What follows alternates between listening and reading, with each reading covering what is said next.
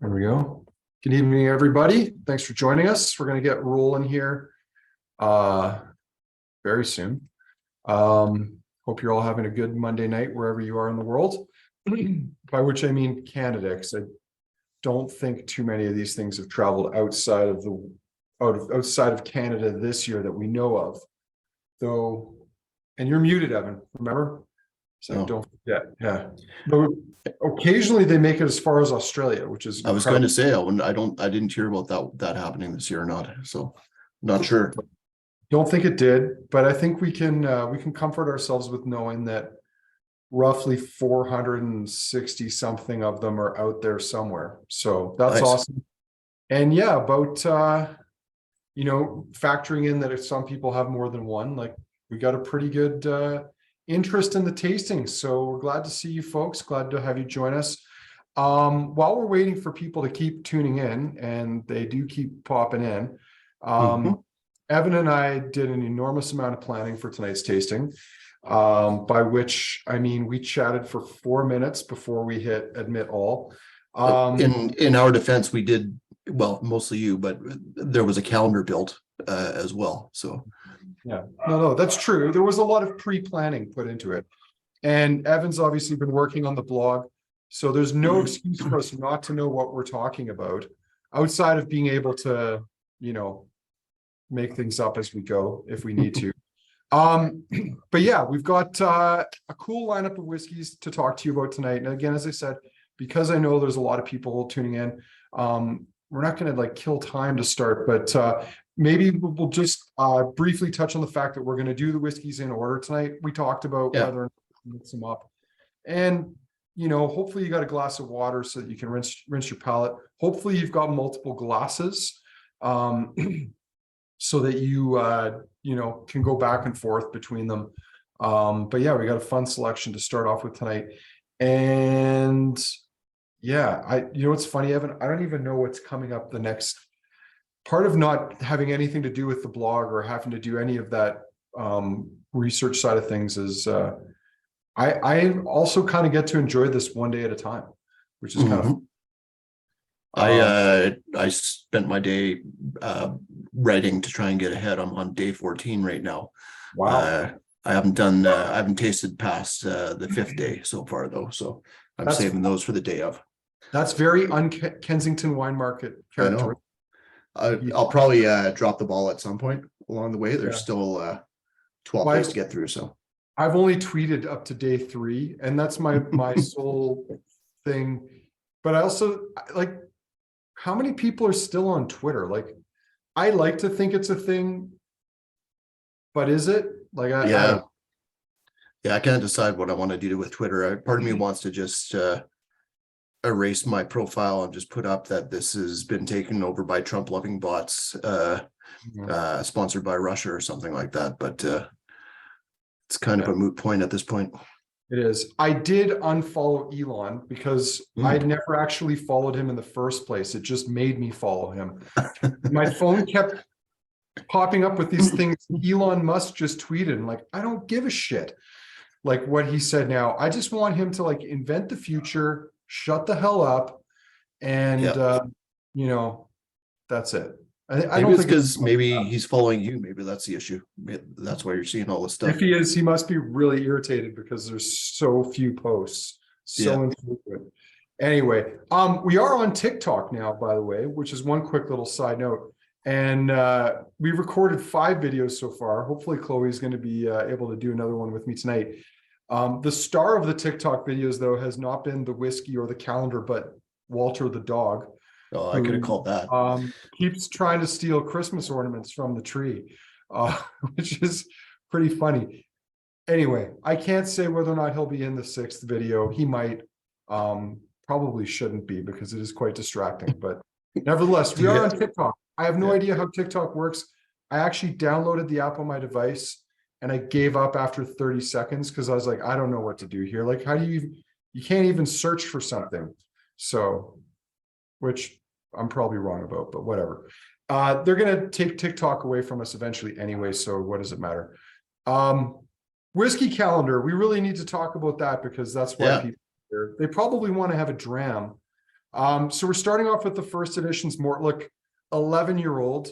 The label is entirely accurate, but it bears no correlation to the single cask we bottled last year. You wouldn't know that this was the Mortlach first edition's cask that we bottled last year.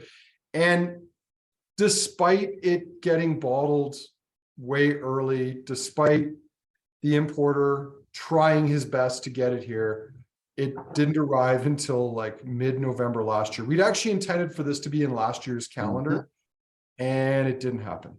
And yeah, it was actually going to, I think, predate the full-size bottles.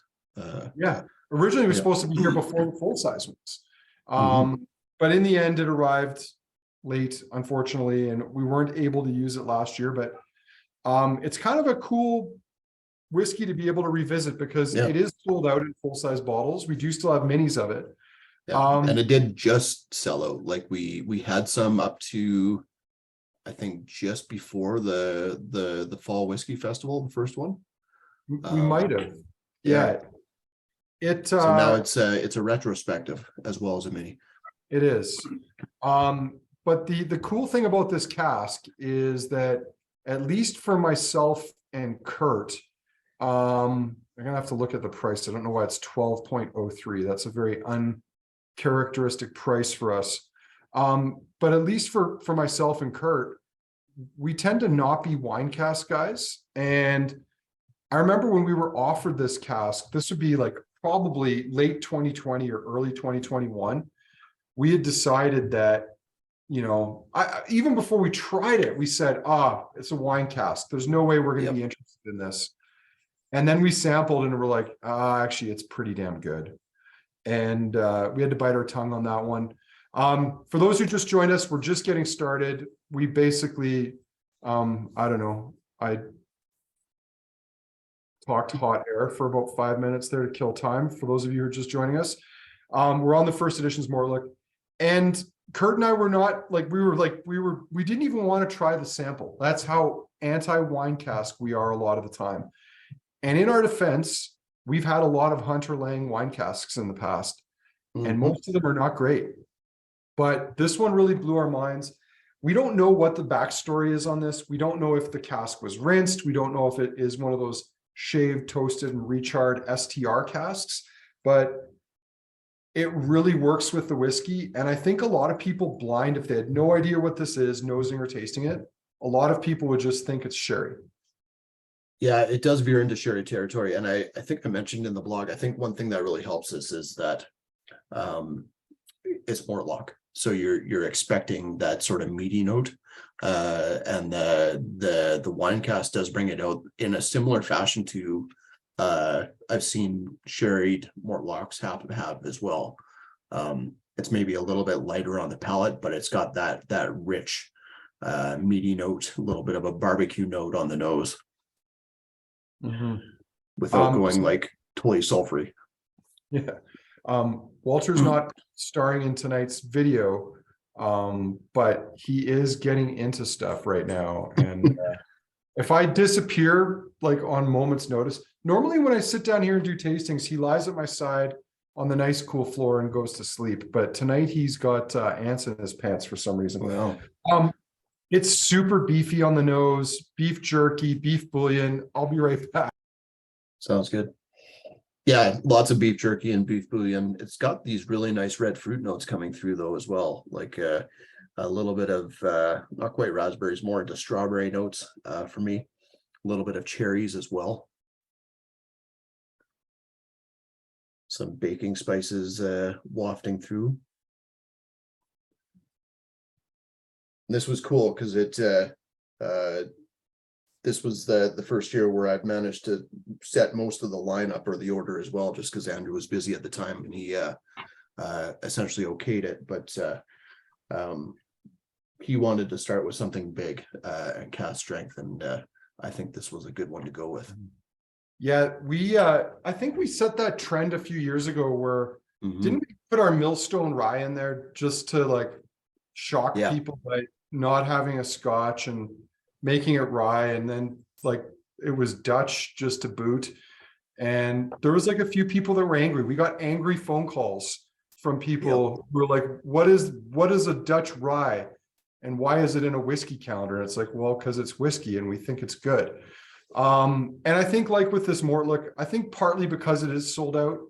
So that's kind of jarring, but also because this is a whiskey that I think the whole team really loved and appreciated, even though it's a style that the majority of us would not normally have liked. Yeah, agreed. It's I've kind of probably due to your and Kurt's persuasiveness fallen into the not a big wine cask finish guy as well. There's certain ones that I still think work, but I think you have to go more into the dessert wine territory typically. And red wine is almost right out where it gets really astringent, but there's not that astringent note in here at all. It still goes into that sort of really nice red fruit notes on the palate, a little bit chocolatey as well. That slight meaty notes there, but it's not over the top. But it's for being a big dram, it's still got some elegance to it, which is really nice. Now, most of you have found the chat. If you do want to comment, ask questions, share your own tasting notes, please fire those into the chat. We'll try to catch them as we can. Jeff did have some good tips for TikTok novices like myself, that you basically just open it and then you get absorbed for 3 hours in whatever rabbit holes it takes you down. I just thought I'd share this. This is what the actual bottles look like. You can see it's got our little logo there in the bottom corner. It's got a nice color to it. People like color, especially, I guess we like color when it's natural. We don't like the artificial kind. But 11 years old, California Cabernet wine casks. I think in retrospect, the thing I was most skeptical about this whiskey was not even just that it was a wine cask, but that it was a California wine cask. Yeah, I mean, it's one thing if the casks are going straight to Scotland from the winery and they're rapidly filled, but those California wine casks have to cross an ocean, and unless they're wet fills or yeah, maybe they dumped in a few bottles of California red to rinse it. just to keep it going. Yeah. Oh, you mean like they just bought a couple bottles of, Yeah, $2 chuck. California wine, threw it in there, seasoned the barrel. That's right. I mean, that's a rumor that we could start that could get some traction. It'd be interesting to know if it was SGR'd. I'm not getting like that a really big char note on it. It's a little bit more silky and smooth than that. A lot of the time with those big char casks, if it's number 3 or number 4 after for a finish, I find it almost cuts the finish off. I don't find that happening here. Yeah, very peppery on the finish. Some nice spice. The wine tones are there. Like you get a bit of that leathery, subtly earthy, kind of really dark berry fruit tones, but they're subtle. I think they work well with the spirit. And let's just assume this wasn't 11 years in a wine cask. It was probably a finish. So probably started out in bourbon. That bourbon's going to give you that blanket of honey, vanilla, and that's still there underneath it. So I think it works really well. Orange citrus coming out of there for me is on top of everything else. But also, like, let's talk about the cask strength really quickly. 52.1. That is a low ABV for an 11-year-old. An 11-year-old. Yeah, totally. Yeah, and in fact, we had a Ben Rinnes that was bottled under old malt cask that we got at the same time, around the same age. That's 56 and change. Did not have a cask finish, if I remember correctly. It was just an ex-bourbon barrel, but Jeff says someone should make an iron brewed cask. Yeah, I mean, I'm sure the Scots will get around to it at some point. It all depends on the SWA. I've just thrown the Ben Rinnes in the chat there for anyone who's curious to see what I was talking about, which, I mean, both of these casks actually are ones that we were not excited about before we tried the samples. Like, I don't have a high regard for Ben Rinnes. Like, it's extremely hit or miss for me. It's right up there with Ardmore, where it's either going to be great or I'm going to be disappointed. And both of them were like, damn, these are good. The prices were great. Yeah, that Ben Rinnes is one where you give it time and glass too, and the floral and the fruit notes come out and kind of take over the wood in a really nice manner. It's a killer dram. This is the one we're talking about. There's not many left. I think we're down to about a dozen. Mhm. Very creamy, nice white fruit and citrus fruit tones to it. But yeah, it's a good Ben Rennes. So like a wine cask finished whiskey, you know, it was a pleasant surprise to us and something we really enjoyed. Yeah. Go ahead, Evan. Yeah, so this is also I think this is our third Mortlach KWM cask, if I remember correctly. Because we did got have the Gordon MacPhail. Yeah, and we had a previous first editions, didn't we? Was it first editions? Good. Off my rocker. It's a good question. I know we've had, I'm just gonna see if I can find that. I know we did a Duncan Taylor Octave. Oh yeah, I forgot back about in that the one. day. So that's a long time ago. So there's at least 3 KWM Mortlachs. Yeah, I'm not sure anymore. Now, Evan, we didn't really talk about what we were going to talk about tonight, but do we want to, you know, mention the, you know, history in a bottle of whiskey that we were going to? Yeah, we totally should. I mean, that is a big part of the package. Yeah. So as most of you know, on the back of the calendars this year, there's a gallery of bottles, which we tried to make it extremely clear, and hopefully everyone understood this, that those were not the whiskeys you were getting in the calendar. That would have required 17 years of forethought. And for that's 17 years more forethought than we have. Yeah, for sure. And then also the price of it would have been, I don't even want to venture. This would have been like a $2,000, probably like a $5,000 calendar if we were going to try to include all those whiskeys in it. So yeah, we've featured one whiskey every day during the course of the calendar. And the first one that we showed you or talked about is this beauty, this 1960 Strathisla. This is where everything began. This was the very first cask we ever bottled. 46 years old. At the time, it was $550, and I was like so nervous it wouldn't sell. And it was a hit. It sold out really quickly. It was somehow 58.2% after 46 years. And it threw a sediment. Like when you drank this whiskey, after you drank it and went back to your glass, there'd be a trail of like thin, sort of grayish, brownish sediment on the glass. I'm thrilled that I still have one bottle. I regret parting with the other one I had a number of years ago. But yeah, this is where it all began. And it's crazy to think, like, nowadays a whiskey like that would probably be $4,000 from Gordon MacPhail. Admittedly, it would be in a nicer bottle and a nicer box, but still it would be a lot, almost 10 times more expensive than it was when that first one came out. I'm curious if anyone on here actually tried that whiskey. I think Frederica has. I saw Frederica in Victoria because she was at Scotch on the Rockies a bunch of years ago with Gordon MacPhail, and we poured it at that event. So there may be a handful of people here who've tried it. Was that one of them where you did a cask release festival? Yeah. So I tried it because I remember going to that. I couldn't remember if it was that or the Glen Grant, but I think it was the Strathisla. Well, long before I was an employee. But that was when I was going to every festival I could get a ticket to, because there was tons of fun. Yeah, no, that was an exciting night. We had Michael Urquhart there. It was, yeah, it still is a highlight to know that we've been able to bottle something that old for the business. And we've had a few. There's quite a few that were actually in the 40s. You know, almost a handful, but still very, very, very, very cool to do it. But let's not drag this on too long. We've got the Lindores Abbey up next. Evan, do you want to tell folks a little bit about Lindores Abbey? Maybe they've not had the time to read up on your excellent blog post. Yeah, I might have to reread it myself. But so yeah, Lindores Abbey. And this is just called the Lindores Single Malt Scotch, as far as I could tell. I think it is essentially close to, or if not the same juice as what's in the Lindores Abbey commemorative malt, single malt.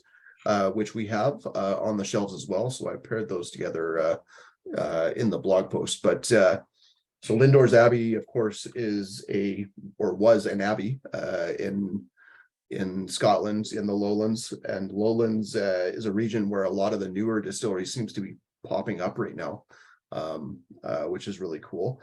But Lindores, the Abbey itself dates back to around the 1200s or so.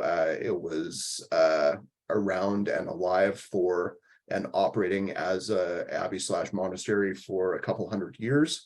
Went defunct in the late 1400s, if I remember correctly, and essentially was slowly demolished and pulled apart, where the brick and stone from all the structures was pulled apart and brought into the closest town to be used for buildings over time.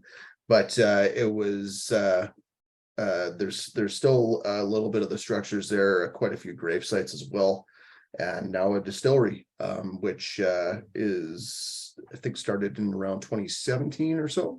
So pretty young whiskey that we're going to be trying here, but pretty cool story behind it.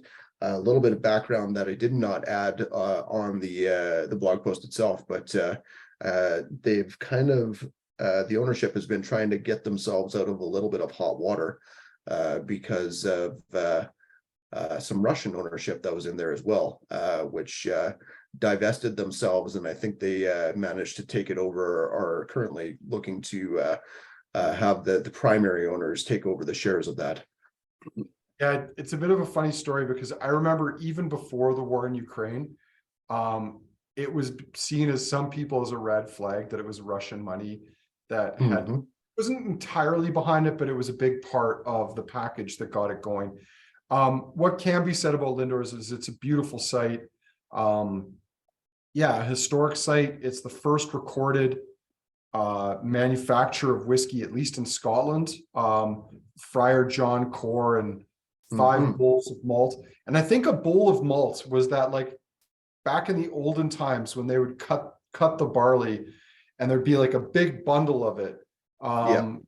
That would be a bowl. So I don't think he made a ton of barley or a ton of whiskey, but he made enough to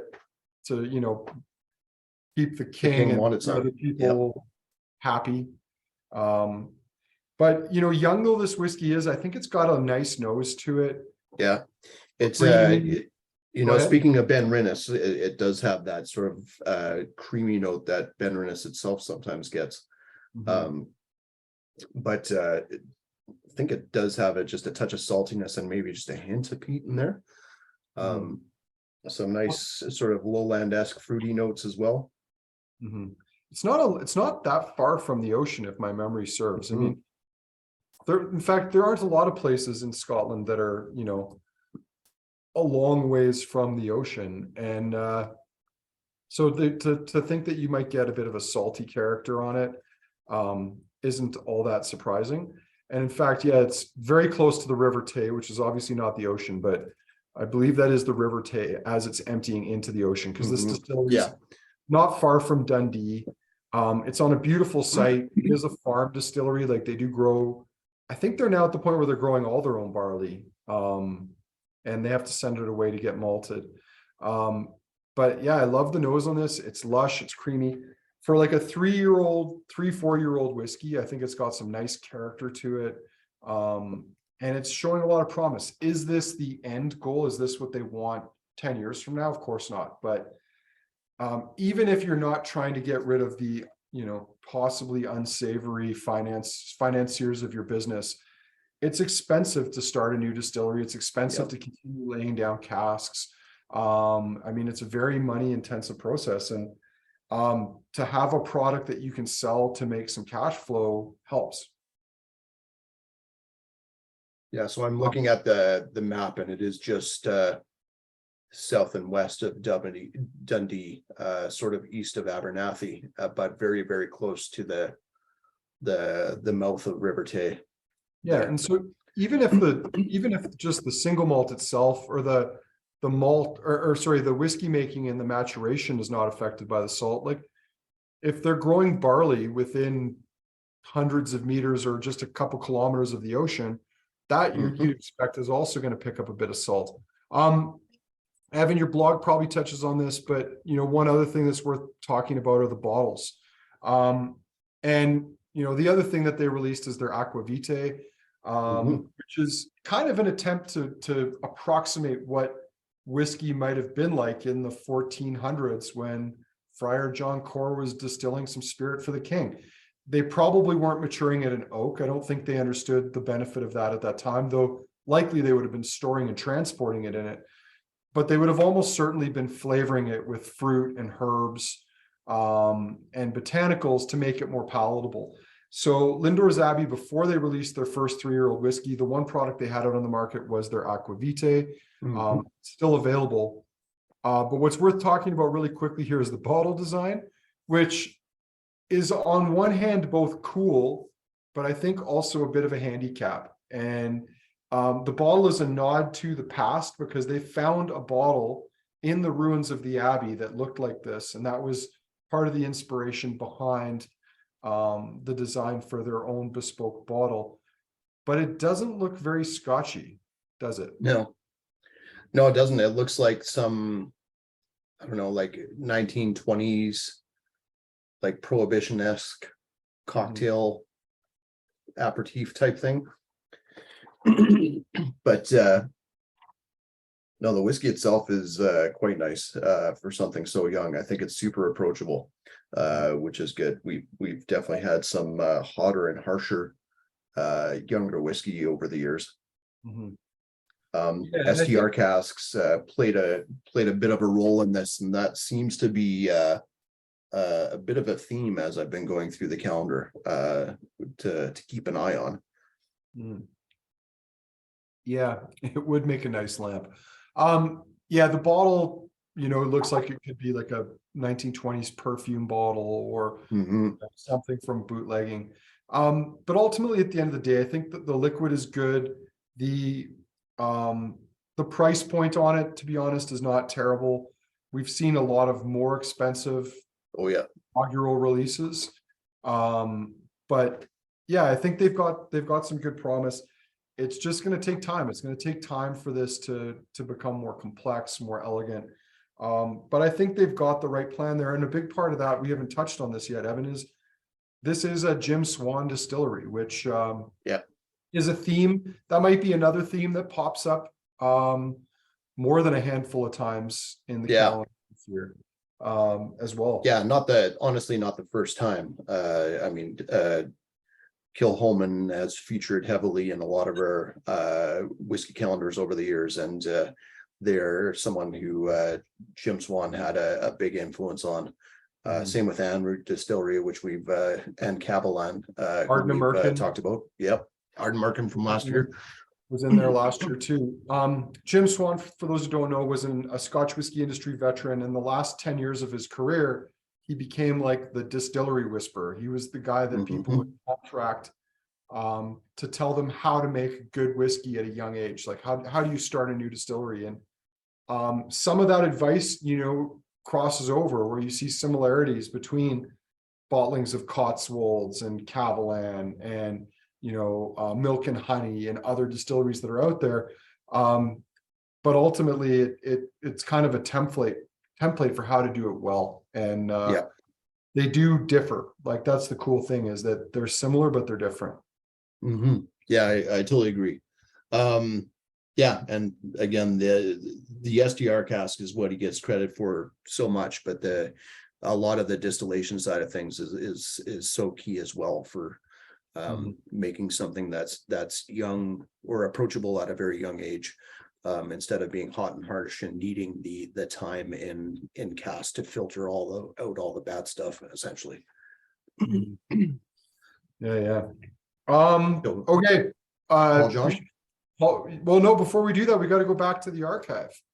We got to highlight what was our second ever Kensington cask, which if I remember correctly is for some reason my web browser wasn't working here for a second, so there we go. I've just got to find the post, but I believe it's the Glen Grant 1966 Yeah. And I've just got to find it first. Here, I'll bring it up now. It's all good. Okay, yeah, if you could share that, that would be great. Yeah, this is the second ever cask we bottled, a 41-year-old. Also in Gordon MacPhail's now discontinued cask strength line. It's worth noting that I did beg Michael Urquhart at the time to use the distillery labels for these. But Gordon MacPhail never did that at cask strength. They would only do it at 43%. And I didn't want to bottle these at 43%.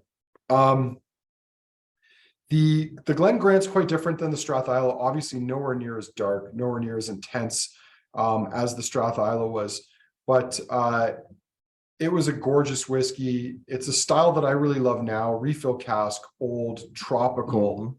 And yeah, the first two Kensington casks ever bottled, 46 and 41 years of age. I wish we could get a little bit of a taste of that nowadays. I mean, I think we can settle for our 29-year-old 1992 Glenfarclas is pretty cool. I was going to say, it's a shame you had to go so young for that second cask. Yeah, we really slummed it. Yeah. We do have a 1988 Bladnock coming, so that's old. So that's something cool that's coming in the new year. Barely more than 50 bottles, which also raises a bunch of questions, but it's gorgeous. It's not cheap, but it's gorgeous. And that's a Gordon MacPhail cask too. But yeah, first two casks, both Gordon MacPhail. That's a bit of a kind of emblematic of our relationship with Gordon MacPhail, Ben Romick. They've always been one of our best partners. And part of that was back in the day when I started with them. A lot of the other big players in the market here were just not interested in independent bottlings. They only wanted distillery bottlings. They wanted Macallan, they wanted Glenfiddich, Glenrothes, you know, stuff like that. They weren't interested in the independent bottlers. And the independent bottlers kind of became, for a lot of years, our domain. It was something that we recognized the value that they offered, especially when they're good. And a lot of opportunities came from that. So it still is in a lot of ways too. Like Gordon MacPhail continues to be a really good partner with us, and we had again a fantastic Mortlach from them, and a Clynelish as well, and more stuff on the way. But I mean, the Boutique Whiskey Company and who are some of the newer ones that we're starting to see. Clarnmore, maybe we'll be able to do business with them. Elixir Distillers, which absolutely, single malts in Scotland. I mean, at times we've gotten 5 casks from them in all at once. But yeah, it's something that we take a lot of pride in, finding those hidden gems, because you know, Macallan's not going to bottle a single cask for anyone unless you're worth hundreds of millions of dollars and, you know, you're fancy like that. So it's been a fun area for us to play in. But yeah, Paul, John, Evan, let's go to India. Yeah, so the other Indian single malt, as some of us might know it, a lot of us would have cut our teeth on Amrit since they've been in Alberta for quite a while. I don't know, going back to at least 2010 or so. I feel like Amrit's been around actually since I think 2008. Like, it's been in the market for a long time. Yeah, I remember buying my first bottle of Amrit where they were not in the tins, but in the sort of yellow cardboard. It was the Amrit cask strength unpeated, and it was fantastic. Very flimsy boxes though. Yeah, very, very flimsy boxes. But Paul John has really impressed me over the last couple of years as well. As I wrote in the blog, started its life more on the Indian whiskey side of things. And Indian whiskey is not whiskey as we know it. It's whiskey that is usually malt spirit plus molasses spirit that's been distilled to a high proof and then put into cask, or sometimes just had more spirit molasses added to sweeten it up and give it color. But while they did do that, they also opened up their own distillery doing more traditional or what I would say is Scottish style single malt whiskey along the way as well. and has kept sort of an Indian side of things to it as well, just like Amrit has. They use Indian barley from around the region they are in, which is Goa, up until into the foothills of the Himalayas as well. But they use a 6-row barley, which is typical or different than, I think it's the 2 or 4-row barley that you typically see from Scottish whiskey. So it tends to be a little bit starchier. And a lot of the time I find on Paul John whiskey, because of that, it gets a nice nuttiness in there as well. And I think the PX cask actually that this is finished in really adds that nuttiness as well. 48% alcohol, which is nice bottling strength for something as well. Yeah, certainly better than 40 or 43. This is just so kind of dumpy on the nose, like juju, brown sugar. Yeah, big time brown sugar notes. Our Conrad says the same. Yeah. Like those maraschino cherries, like if you open a jar of maraschino cherries. Yeah, plus the grenadine even. Like it's almost the bottom of the Shirley Temple. So Zach's saying this is his first Indian whiskey tonight, which is cool. I mean, that's one of the reasons why we love doing projects like this, is to and why we also love the people that are willing to take part in it, because it's an opportunity for you to explore. We do love trying to put in some unusual stuff. I guess the qualifier being that we want it to be good, but we like putting things in there to give people different perspectives, different things to try. And just like the first editions that we started with, this is a whiskey that very well could have ended up in last year's calendar, but unfortunately arrived too late. Oh yeah, this one arrived really too late. Like I think it actually arrived in the new year. And that was part of the impetus behind why this year's calendar, we started sourcing things in like September of last year, because I saw how bad it kept getting year on year on year on year. I don't want to make any spoilers out there, but we might have a slightly different plan for next year's calendar, because we sort of want to take our own destiny into our own hands here after 3 years of fighting logistics chaos, if you will.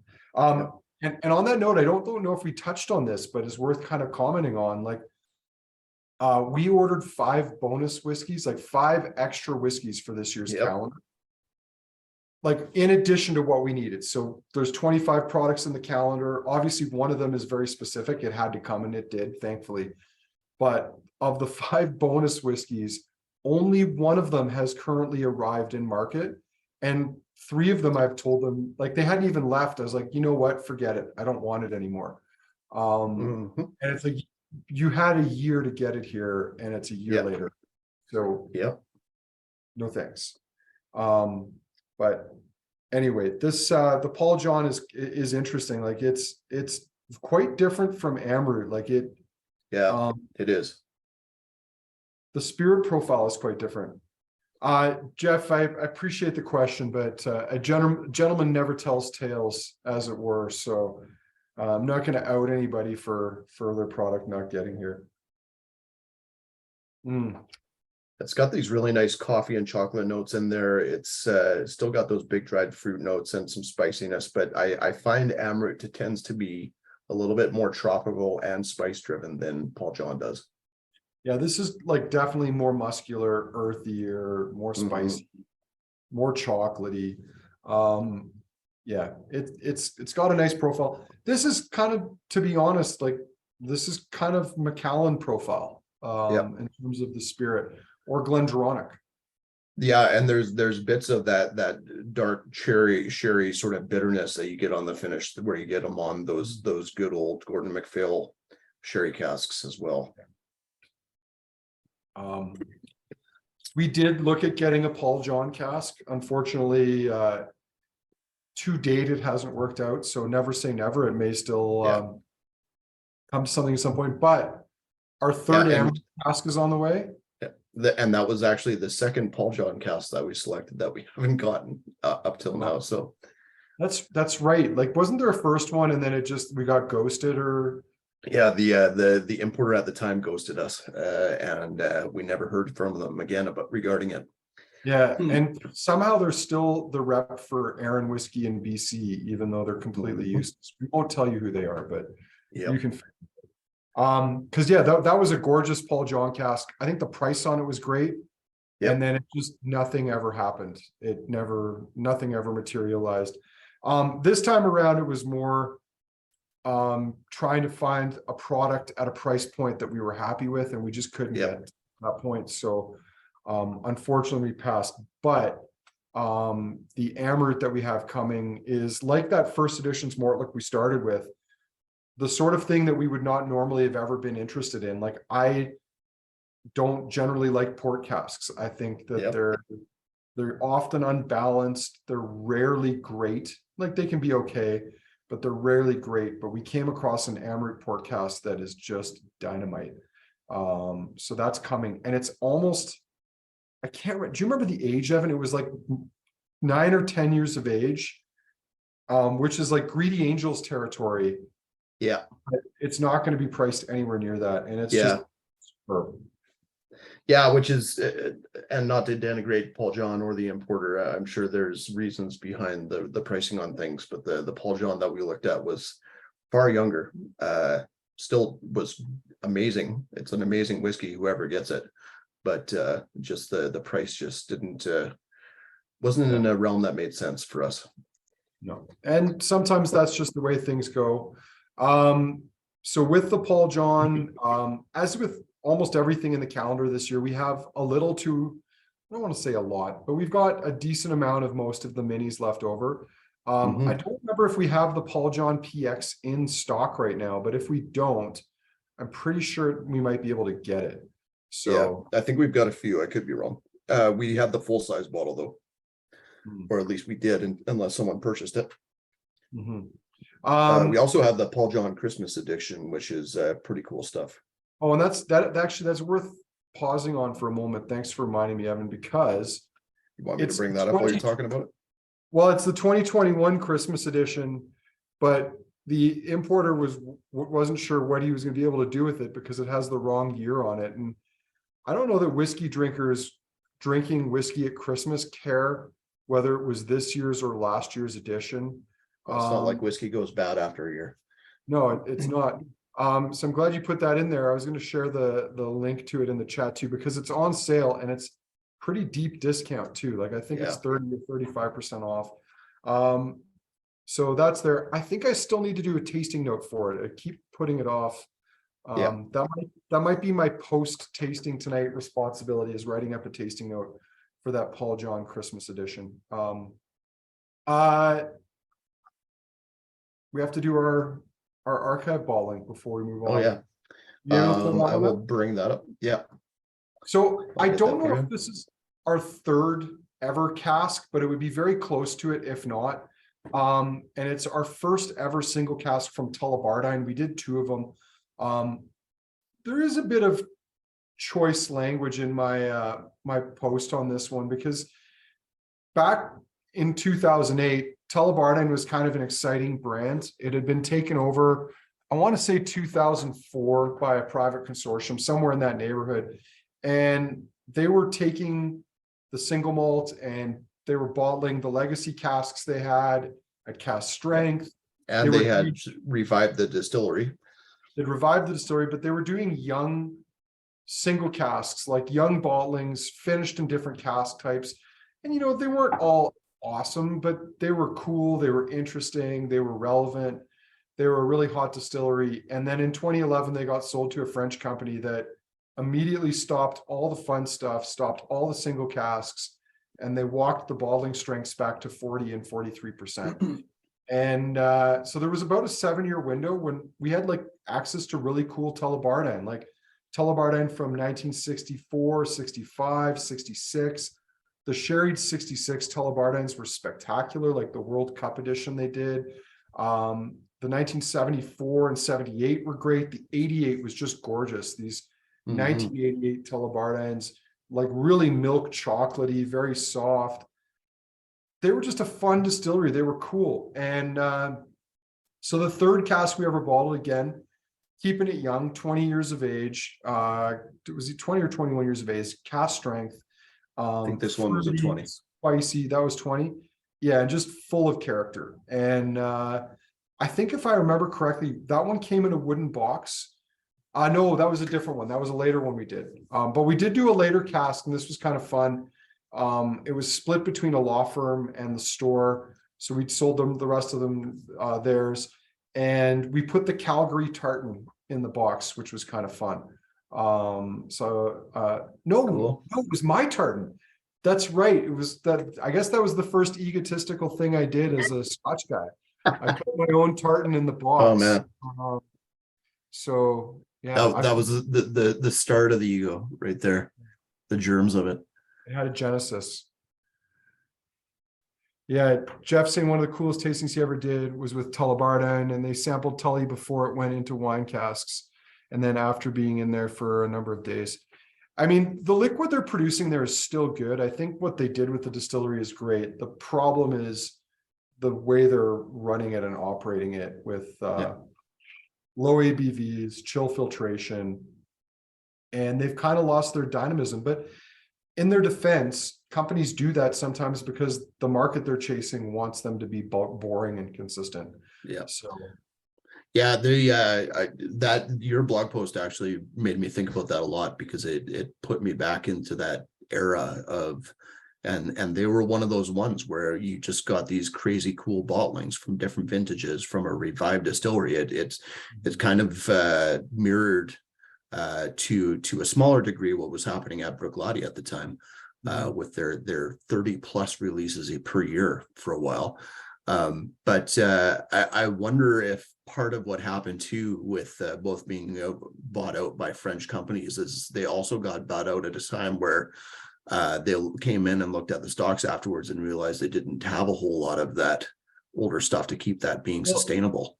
yeah, and I think it's not the concern with me over the older stock that really bothered me. Mhm. It was more that they weren't treating the young stuff and making the young stuff relevant and interesting, because that's what Bruichladdich did. I mean, yeah, they had their legacy stuff, but what does everyone love? They love those heavily peated Port Charlottes and Octomores and the cask finishes and the micro provenances. And I think Tullibardine had the potential to do something similar there. But they went off on all these different tangents. And at one point it was about this grocery store complex, and anyway. One last side, I don't know if this is in your post, but they have I think the largest single pour concrete roof in Scotland or something. It's this weird concave thing that comes in on itself. It's self-supporting. I didn't talk about that. Yeah, for what that's worth, I don't think it has any impact on the taste of the whiskey, so it's really quite irrelevant, but it's cool. And I think they released a 1952 vintage, which we sold a bottle of. Yep. But the funny thing is, I think back in the early 2000s, like mid to late 2000s, actually, when I was visiting there, I think I actually got to try that 52 back in the day. Very cool. And then eventually they bottled it for like 30 grand or whatever it was. Anyway, shall we on to the Teaninich? I was really excited when I saw this one get into the calendar, because I've been a fan of that boutique bottlings. They had a fantastic 19-year-old Teaninich a couple of years back that was just absolutely gorgeous, like full of tropical notes and everything. This one's a lot younger at 10 years old. The one that we have in front of us, batch what is it, 3? Batch number 3, 49.2% alcohol for that boutique Teaninich. But Teaninich in general, and I think it was actually that previous Teaninich 19-year-old from that boutique whiskey company that started it for me. It's been a distillery that I've really kept my eye on over the last couple of years. We only see it from independent bottlers because it's owned by Diageo, and most of what it makes produces single malt wise goes into blends such as J&B and Johnny Walker. But they have this really cool sort of like grassy, slight citrus, and then slightly bitter finish profile that I really like. Takes incredibly well to ex-bourbon and refill hogsheads. I don't know what kind of casks went into this one. My guess is mostly ex-bourbon and refill. but Evan, I man, can I tell love you right this. now, it's all refill. It has to Yeah. be. Whether there's bourbon and sherry, it's irrelevant. Like these are tired Yeah. old casks. And I think what's cool about it is you get a very naked Teaninich. Mhm. This is also a distillery that's one of, I think, only two in Scotland, and only one that's been using it for an appreciable amount of time, that has a mash filter as opposed to washbacks, as opposed to a mash tun. And it's brewing technology that was installed. And so Teaninich, as a result, has some of the cleanest wort, which brewers believe creates a better beer. Like a lot of brewers believe having a cleaner wort makes for a better beer. This is just, I mean, I remember tasting it. Some of you may have seen, we posted some video on YouTube, Dave Worthington and I from Boutique Whiskey with this. And for just 10 years old and very spirit driven whiskey, it is fruity. Yeah. Chris says burlap. I think that was in the notes that Dave and I had. Like it's funky, but in all the right ways. And for a young whiskey at 10 years of age, it's just beautiful. Yeah, it's spot on. It was exactly what I hoped it would be, with this dusty mustiness and this creamy, chalky mineral note to it. A bit of that bitter green note on the finish without being over the top, and great fruit notes in there as well. Yeah, it's a cool whiskey. It's a cool whiskey at a young age, at great ages. We don't see a ton of it. I think Carnmore, we've seen more casks from them than a lot of others. And unfortunately, like, we don't open everything that comes into the store. We're not master of malt. We can't write our own tasting notes for 2,000 whiskeys every year. But it is a whiskey that I love getting to try. I generally tend to like it a little older, like somewhere in the 20-30 range from independent bottlers. But and those older Teaninichs that we had are gorgeous as well.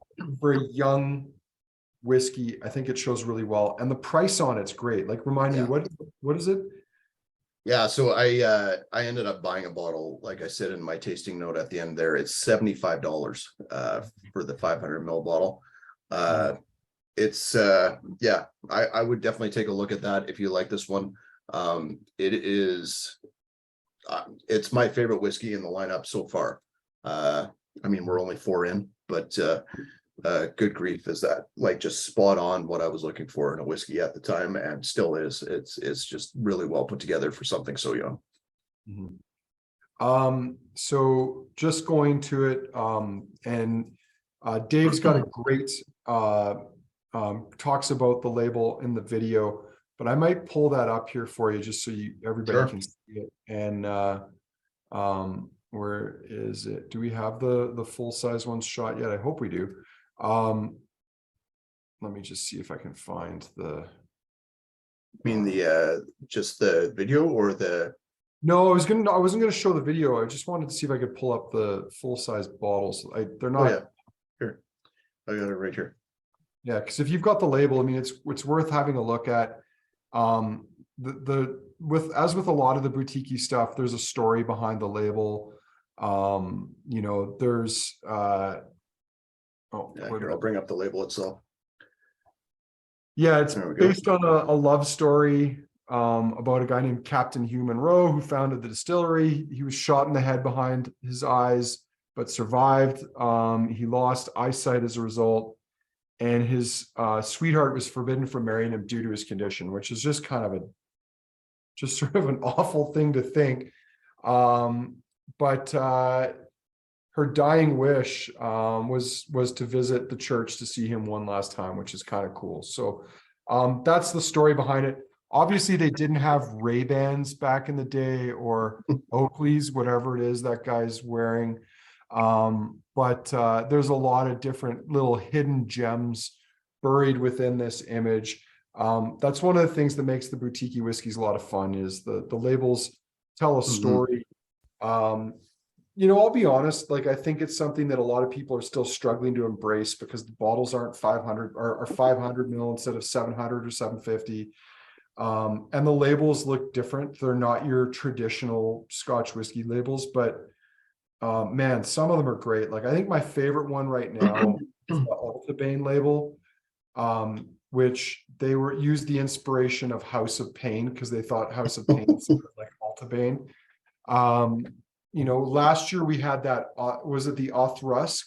Or it was the Altmore. Was it the Altmore Yeah. that the Yeah, great where white it's, shark fighting a velociraptor? yeah, because off the nothing hill? interesting ever happened at Altmore.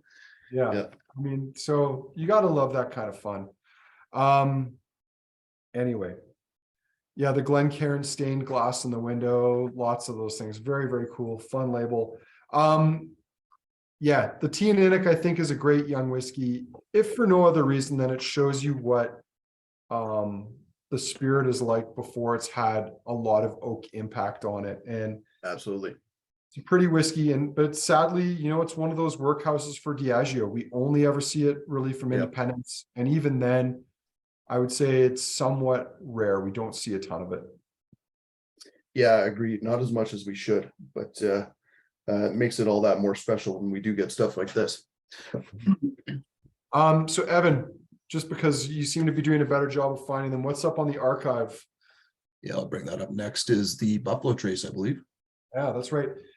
This is kind of sad. Of the first 5 days in the archive, this is the only whiskey I can't find an archived tasting note from. And it's too bad. Our current website is 2 or 3 generations away from when we originally launched this whiskey. But we did this cask about a year or 2 after Buffalo Trace first hit the market. We were super excited to see these come in.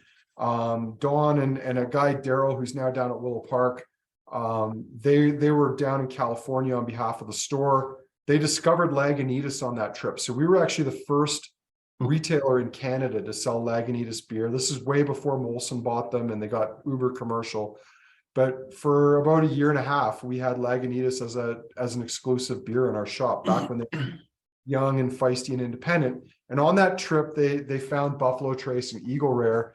And it was about a month or 2 later that Chart and Hobbs launched these brands in Alberta. I'm pretty sure it was Chart and Hobbs. But this is way before the antique collection, way before Blanton's Gold and all those different things came in. And back then we were able to negotiate and sell a cask of Buffalo Trace.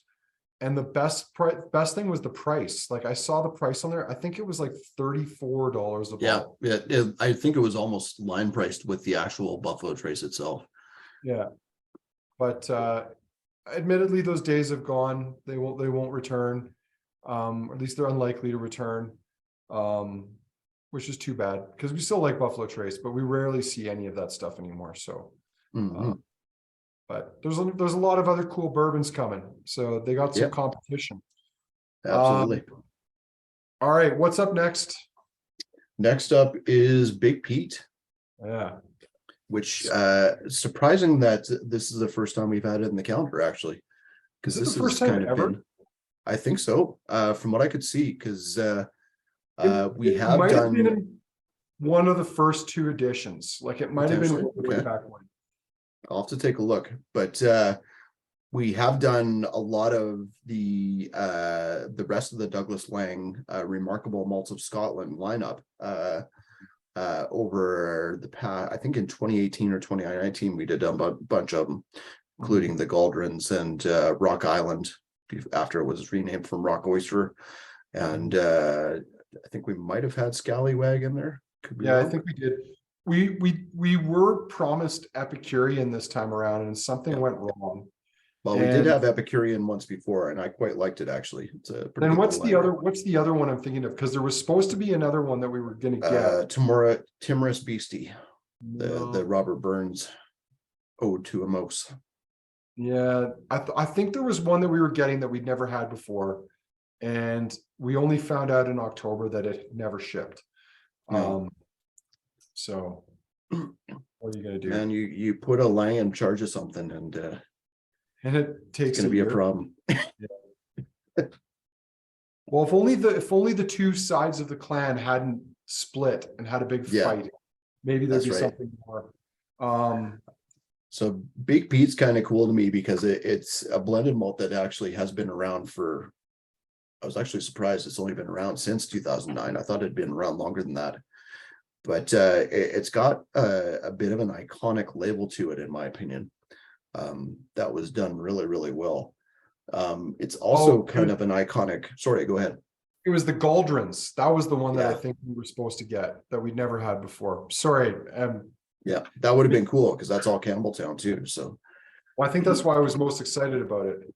Mhm. But yeah, anyway, there's a whole other long story that I can't get into it involving the importer, which is kind of sad for them. But Mhm. that was the background on it. So yeah, 2009, Evan, I interrupted your train of thought. Yeah, so the other cool thing about Big Peat is, and this relates back to even pre-split Hunter and Douglas Lang, back when they were just Hunter Lang, before the two brothers or the two sons split the company up.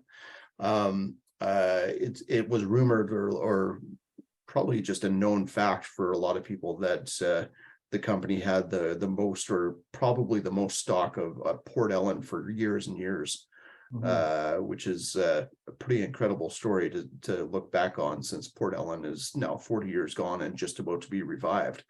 But there's a bit of Port Ellen that goes into each one of the Big Peat blends, probably almost just a thimble drop or whatever, but still a cool thing to put on the label nonetheless. Yeah, the amount of, well, I think they still tell you that it's got Port Ellen, Ardbeg, and Bowmore in it. I mean, And Kalila, obviously yeah. there's Kalila. Like I would say this is probably 90% Kalila. But yeah, I kind of have a vision of like one of like Carol Lang or her dad Fred with like an eyedropper dropping a couple of drops of Port Ellen into each batch, so that That's Fred. Yeah, Fred probably just like dips his mustache in Port Ellen barrel and then like twists off the drops. Rings it out, as it were. Yeah, that's right. Yeah, that's where the waxiness comes from, right? That's right. Yeah. It does have a nice farmy funkiness. It's got that nice, very Kalila-esque brine and oily note to it. Does go into maybe a little bit more floralness, maybe coming from the Bowmore, but it could all be in my head. No, you might be right. I mean, I think one of the things, like, we can knock what they're doing with it and the fact that they don't have very much Port Ellen left, presumably, or at least that's now so rare that they got to be sparing with it. And same with Ardbeg and Bowmore. But I mean, there's a lot of people with young Ardbeg that can't be called Ardbeg right now, so that could be in there. But I think one of the things that's worth acknowledging is that young whiskey that's peated can show quite well. So, unlike some of their other remarkable malts, whether they be such or not, the Big Peat for sure, there's still potential to make something cool there, because, you know, people who want more peat need to drink it young, whether it's your Lafroig quarter cask or your Kilholman Makir Bay circa 7-8 years ago when it was just a 3-year-old. They can show really well at a young age. Absolutely. Well, and they have done other editions in the lineup. We've got the Christmas edition, which is essentially this at cask strength.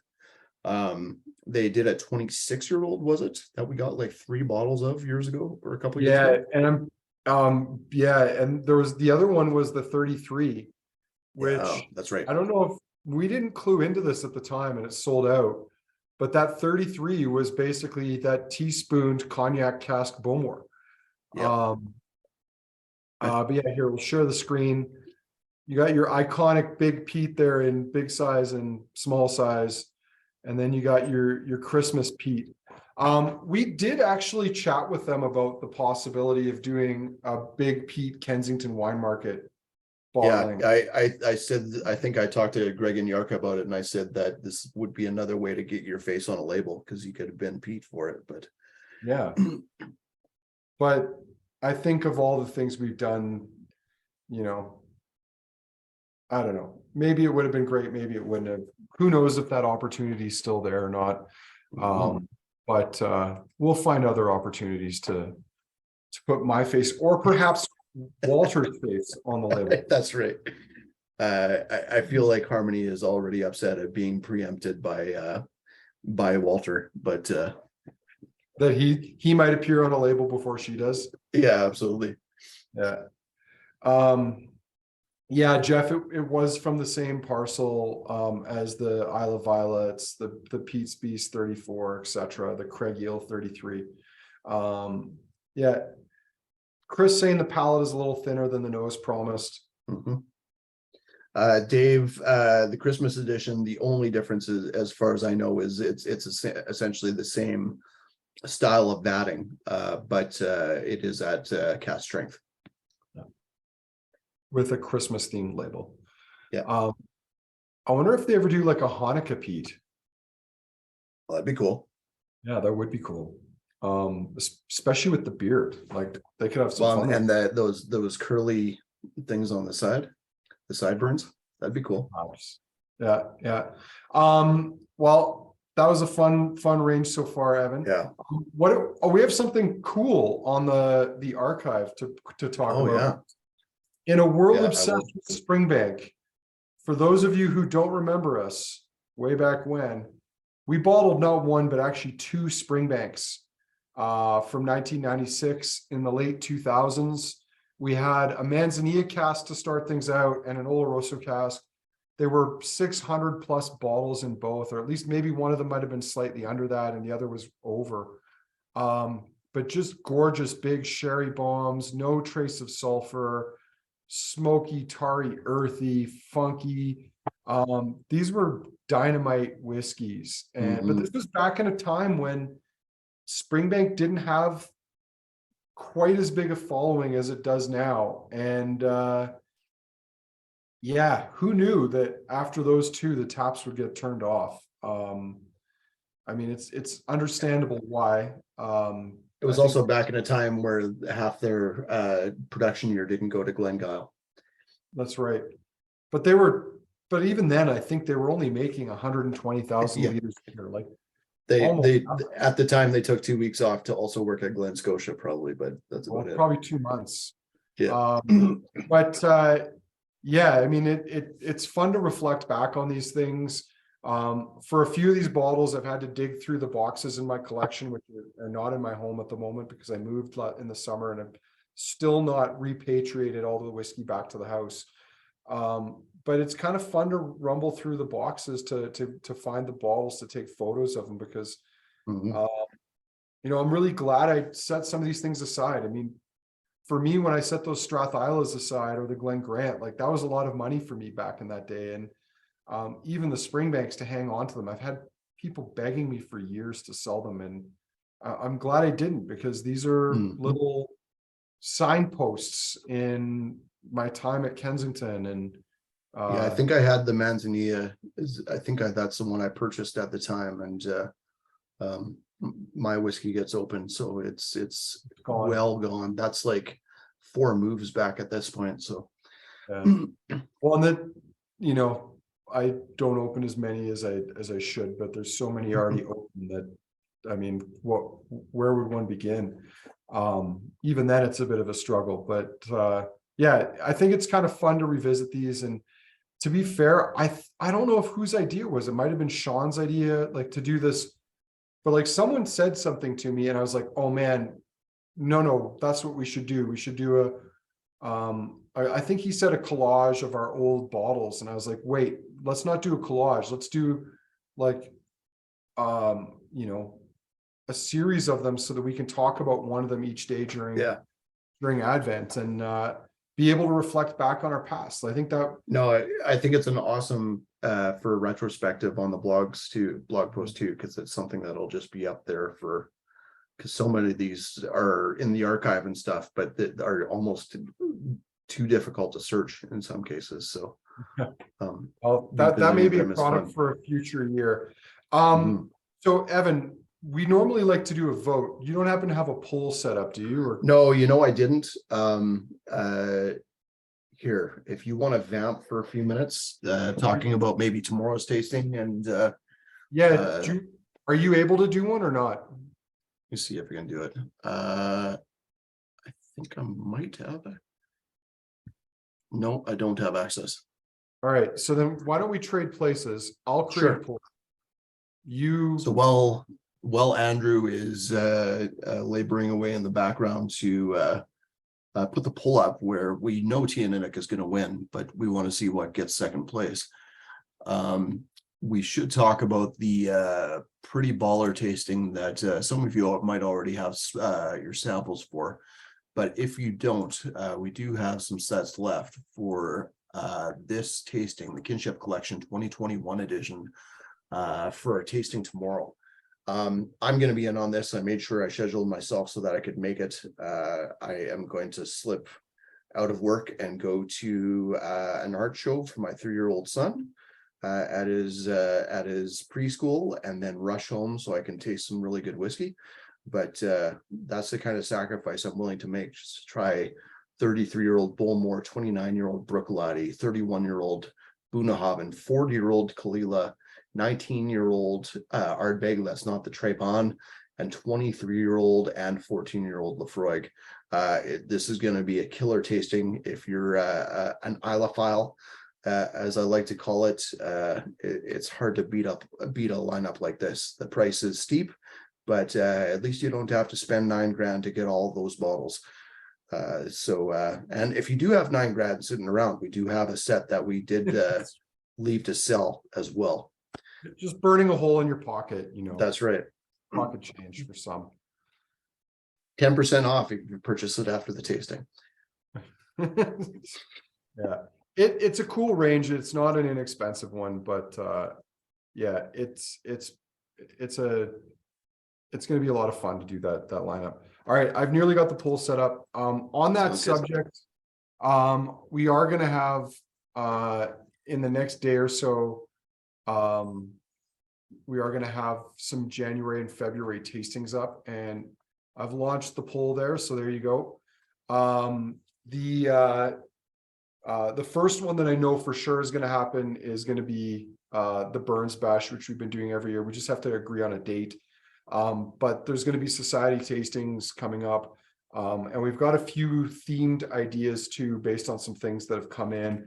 We're getting some whiskeys from the Whiskey Sponge, the notorious Angus McRailed. Cool. We're going to be doing a tasting with some of his stuff just as soon as I can track the man down and pin him down to a date. I know we're planning. That's one I'll have to be in on. That'll be a fun one. Yeah, I know we're planning to do a big milk and honey vertical tasting virtually. Something I've wanted to do with the guys in Israel for Milk and Honey. We've got some really cool stuff from them. I know Harmony wants to do an Edredauer tasting. We've got a bunch of ideas for things that we'd like to do. And I want to do another 30-year-olds tasting before our 30th anniversary is up. And I've held back a couple of real gems for that. I've got a Springbank 30 that I'm going to pour and a Bowmore 30 that I want to pour for that one.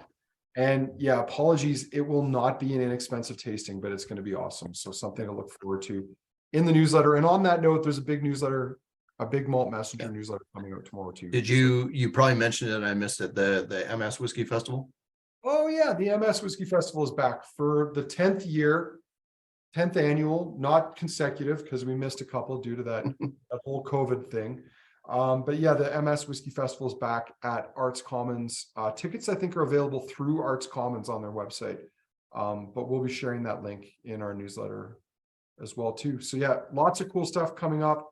I can see people are filling out the poll so far. Wow, 29 of 29. Everyone actually voted. That is incredible.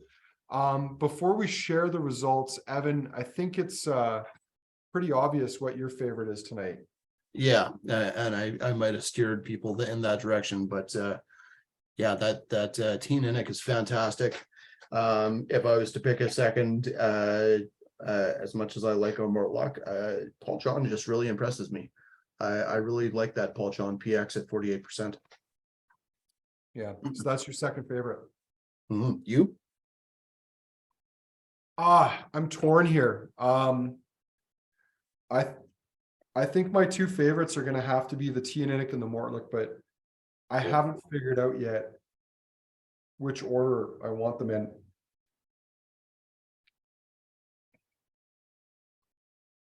While I'm trying to figure that out, let's share the results here.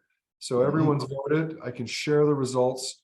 So Evan's favorite whiskey of the night is also the favorite for the group, 16 out of 29 votes. So that is as close to Thanks a for taking the landslide as hint, we've ever guys. seen. And then the Paul John PX, it looks like you're in fine company tonight, Evan. People are on your side here. Yeah, Some- usually I like to some be occasion. anti-establishment, but I'll take it. Mhm. I'm glad that other people enjoyed the Paul John PX as well. Yeah. Pretty cool lineup for the start. And even though we probably would have tweaked the order if we were going to do it in a true tasting order fashion, it was a fun lineup to go in from day 1 to 5 in that order, just because it wasn't too challenging for the taste buds to do it. Even though that Teaninich came after the Paul John, I think they both showed really well. So I've decided I'm going Mortlach #1 and Teaninich Cool. #2. Yeah, I could still be convinced to change my vote there, but I think Mortlach for me that's the one that if I was gonna pour myself a full glass at the end of this, that would be the one I'd want to pour myself a full dram of. So a couple quick questions here that I just want to quickly highlight on. Safe to assume the next calendar tastings are the 5th, 10th, or the 10th, 15th, and 20th. That is correct. And then Evan, you've already answered that it'll be the 28th for the final one. Not that Evan and I don't want to spend Christmas Day with you, but I expect our families might have. I think it would be more than just you and I getting in trouble if we did that. Yeah, we'd be getting you in trouble too. So we recognize that's not a good decision. But yeah, those are coming up. Looking forward to those. Yeah, anyone have any other questions? Anything else they want to discuss tonight? Should we just like shut down the recording and Facebook and maybe just let people give a few comments, or what do you want to do, Andrew? Yeah, we can do that. So we can sign off to the interweb and